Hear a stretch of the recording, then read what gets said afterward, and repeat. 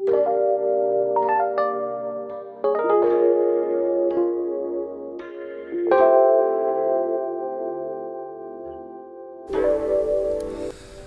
Assalamualaikum warahmatullahi wabarakatuh.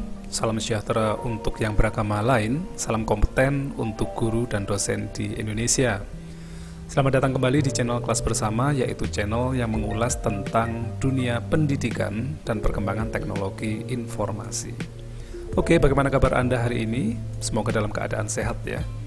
Nah, pada kesempatan hari ini saya ingin menanggapi beberapa DM atau pertanyaan dan juga komentar yang ada di channel saya terkait dengan pertanyaan mahasiswa tentang Pak, bagaimana sih cara membuat judul skripsi cepat di ACC oleh dosen.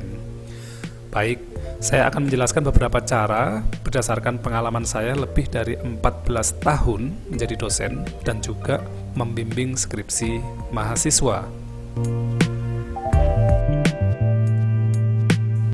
Nah, sebelumnya jika Anda baru pertama kali menemukan channel ini, jangan lupa untuk subscribe ya. Karena dengan begitu Anda mendukung channel ini untuk membuat konten-konten yang bermanfaat dan tentunya akan banyak membantu memudahkan mahasiswa untuk menyelesaikan studinya dan memberikan solusi atas masalah ataupun kendala yang sering dialami oleh mahasiswa dalam mengerjakan skripsi ataupun tesis.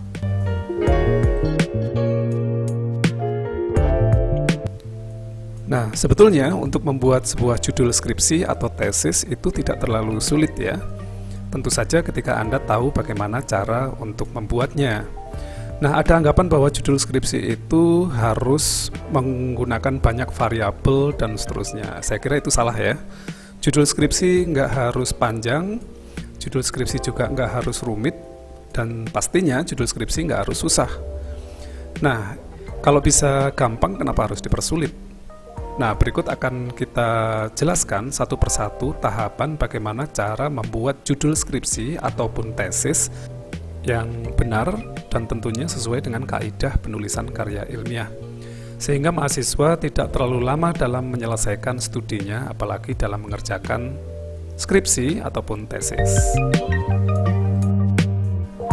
Nah, dalam tutorial ini ada dua cara untuk membuat judul skripsi atau tesis Anda di ACC oleh dosen. Tips yang pertama, ini terkait dengan tema ataupun judul skripsi yang kita buat. Judul skripsi harus sesuai dengan minat mahasiswa dan judul skripsi harus sesuai dengan bidang kepakaran dari dosen pembimbing. Nah, tentunya kalau sesuai dengan minat mahasiswa sudah umum ya. Kita tahu bahwa mahasiswa memiliki jurusan ataupun bidang yang telah dipilih sesuai dengan konsentrasi yang kita punya. Tapi ketika kita ditanya tentang apa sih yang menjadi kepakaran ataupun bidang dari dosen pembimbing kita, ini mungkin sedikit agak baru buat teman-teman sekalian. Nah, bidang kepakaran dosen bisa dilihat dari mata kuliah yang sering diajarkan ataupun jenis atau tema riset yang sering dilakukan ya. Nah, tips untuk mengetahui minat dosen ini penting. Yang pertama, Anda bisa mengunjungi situs googlescholar.com ataupun Anda bisa mengunjungi situs Sintaristek Dikti Go.id. Anda bisa mengetikkan nama lengkap dosen Anda dan Anda akan memperoleh informasi secara utuh apa sih yang menjadi bidang ataupun minat dari dosen pembimbing kita. Nah, biasanya kepakaran dari dosen pembimbing itu tidak jauh dari konsentrasi atau bidang yang dimiliki oleh mahasiswa. Misalkan nih, mahasiswa mengambil jurusan manajemen di bidang keuangan, maka biasanya dipilihlah dosen pembimbing yang memang memiliki kompetensi di bidang manajemen keuangan. Begitu pula sebaliknya, kalau mahasiswa memiliki konsentrasi di bidang manajemen pemasaran, pasti juga dipilih dosen pembimbing yang memiliki kompetensi atau kepakaran di bidang manajemen pemasaran. Nah, biasanya sinkron ya antara jurusan yang diambil oleh mahasiswa dengan kompetensi atau kepakaran yang dimiliki oleh dosen pembimbing. Nah, sekarang bagaimana cara menyesuaikan antara judul skripsi kita dengan bidang kepakaran dosen? Caranya cukup mudah. Anda tinggal cari saja beberapa publikasi atau artikel yang telah dipublikasikan oleh dosen, baik tadi di Scholar, Google Scholar, ataupun masuk ke Sinta. Di sini Anda bisa coba di author, kemudian Anda ketikkan nama dosen secara lengkap tanpa gelar ya, sehingga Anda tahu beberapa publikasi ataupun artikel yang pernah dipublikasikan oleh dosen. Nah, untuk menyesuaikan, Anda tinggal membaca beberapa artikel tersebut dan jadikanlah artikel-artikel tersebut sebagai referensi dari penyusunan skripsi Anda. Nah, jika Anda melakukannya, maka dosen pembimbing akan langsung menaruh perhatian terhadap judul skripsi Anda, dan besar kemungkinan bahwa judul skripsi Anda akan di ACC oleh dosen pembimbing karena itu cocok atau sesuai dengan bidang kepakaran yang memang dimiliki oleh dosen pembimbing.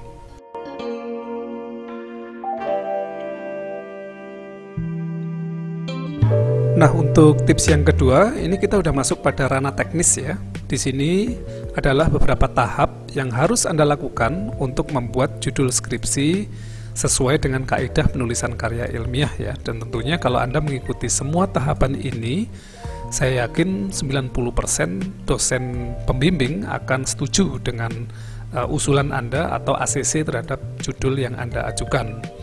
Nah, tahapan-tahapan yang umum dilakukan adalah yang pertama, Anda harus melakukan observasi terhadap fenomena.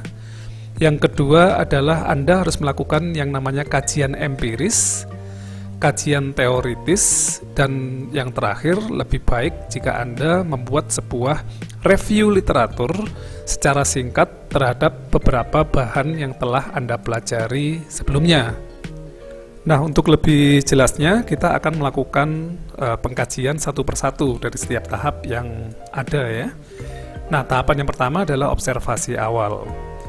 Oke, sebelum membuat sebuah judul, Anda harus melakukan pengamatan terhadap beberapa fenomena yang sesuai dengan bidang Anda ya. Jadi temukan hal menarik apa yang ingin Anda jadikan judul penelitian atau ingin Anda teliti. Dan tentu saja judul yang menarik adalah judul yang sesuai dengan fenomena yang terjadi dengan sekarang atau bersifat up to date ya.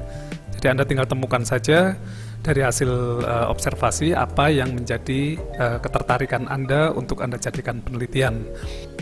Jadi ketika ada mahasiswa mengajukan judul, biasanya dosen melihat nih, apakah judul yang diajukan ini up to date, ataukah judul yang masih menggunakan konsep atau tema-tema lama ya, dalam artian tidak ada keterbaruannya.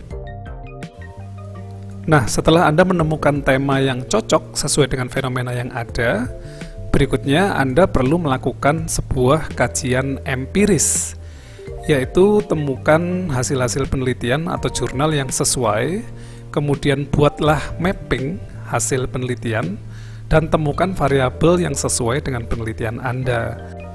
Nah, kalau Anda masih mengalami kesulitan untuk membuat mapping penelitian, atau bagaimana melakukan kajian empiris, Anda bisa tuliskan di kolom komentar ya, sehingga nanti bisa saya buatkan tutorial tersendiri sehingga lebih mudah untuk dipahami. Nah, pada dasarnya tahapan ini atau proses ini dibutuhkan untuk menemukan beberapa jurnal atau publikasi ilmiah yang bisa mendukung ide atau gagasan kita dalam membuat sebuah judul skripsi ya atau tesis. Nah, cara untuk memperoleh jurnal yang berkualitas, Anda bisa mengunjungi beberapa situs yang memang menyediakan layanan untuk menemukan beberapa jurnal baik nasional ataupun internasional ya. Nah, tutorial ini sudah pernah saya buat sebelumnya, Anda bisa temukan di kolom deskripsi atau di bagian atas dari video ini. Nah, perlu Anda ketahui bahwa ketersediaan jurnal pendukung baik nasional ataupun internasional merupakan elemen penilaian terpenting bagi dosen pembimbing untuk menentukan judul Anda diterima ataupun ditolak ya. Tentunya judul yang akan diterima adalah judul yang memiliki ketersediaan jurnal pendukung yang memadai dan sesuai dengan penelitian yang ingin dilakukan.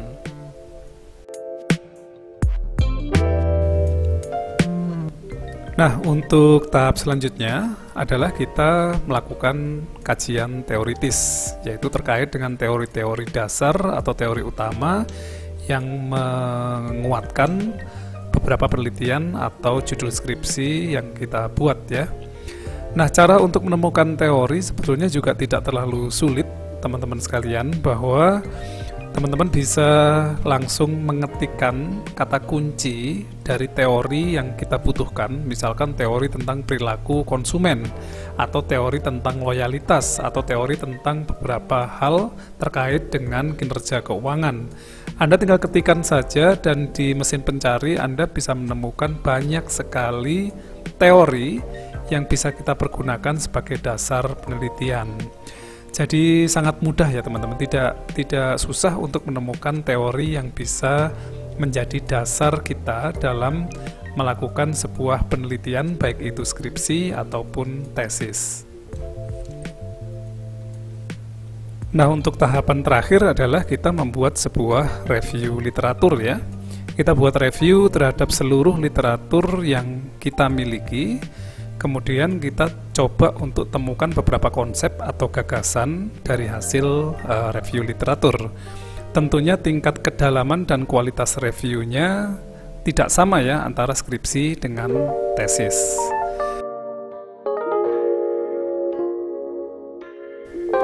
Nah, di bagian akhir ini adalah checklist yang biasa dilakukan oleh dosen untuk menentukan apakah usulan judul untuk skripsi atau tesis akan disetujui atau tidak disetujui ya.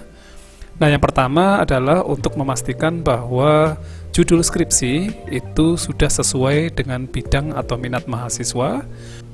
Kemudian apakah judul skripsi sudah melalui proses observasi atau pengamatan sehingga bersifat up to date atau sesuai dengan kondisi saat ini.